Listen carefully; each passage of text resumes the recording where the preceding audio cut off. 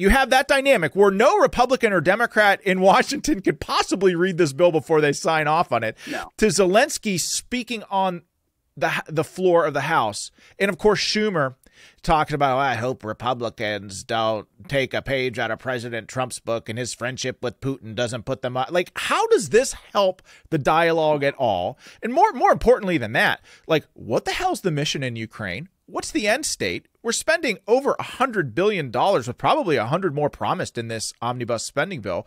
Like, where's the money going? What are we using it for? And then never mind the fact that the Biden family has some weird incestuous relationship with the leadership of Ukraine, like, you know, fire the prosecutor or you don't get the $1 billion type stuff. Like, yeah. And all the while, Pete, the American people can't put gas in their car and can't afford to put food on their table. I just think the priorities are just totally jacked up. I couldn't say it better myself. Everything you laid out is spot on. I mean, it's the opposite of America First. And that's what Absolutely. Trump threatened, the international order of Council on Foreign Relations, Washington, D.C., Brookings Institute types who just assumed that the way Exactly. things worked forever in the world will be the way they work. And they were never told their wars were stupid, or their generals were losers, or that NATO didn't step up, or that China, would unleash a virus. So let's call it the China virus and hold them to account for it.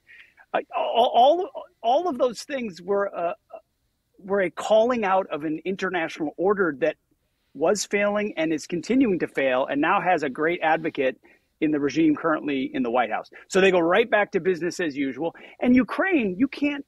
That Schumer statement you mentioned about him sort of talking about Putin it's basically a fight Donald Trump by fighting Putin through Zelensky war in Ukraine. Yeah. I mean, it really is. It's like it's their ability dude, to that's so true. That is so true. They finally found a war they just absolutely love. And it was all over the defense of Europe, as if he couldn't even take Kiev. Now he's going to take Europe. And we need to throw the kitchen sink at it, even though he's got a bunch of nukes and could light the world on fire if he wanted to. And this is the greatest threat to democracy the world has ever seen. Yet we don't know where a lot of these weapons are going. And we're not even funding our own military. We can't even recruit into our own military, let alone all the other. And we have a border that we're pumping billions to defend a border. And our border is like, Schumer's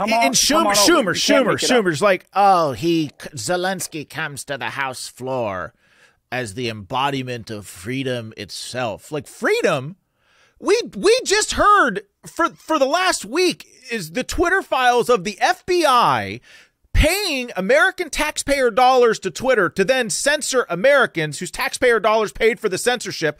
Correct. Since when did Democrats care about freedom? You remember, I'm sure, many of the fights that we had, like over the Iraq war and the war in Afghanistan. And since when are Democrats pro-war? What world do we live in? And you talk about a crazy world where guys like me and you, I'm not anti-war, not by a long shot. Like, I understand that freedom needs to be protected, and there are those of us that need to rise up to do it. And God forbid, if there's ever a war where our freedom needs to be protected, I'll be the first one in line going to protect it. But these sort of proxy wars that feed the sort of military-industrial complex, and you talk about the lack of trust in our institutions, like, I'm at a point where I don't trust anything that the government is saying. And the idea that Zelensky comes to the House floor as the embodiment of freedom is laughable to me.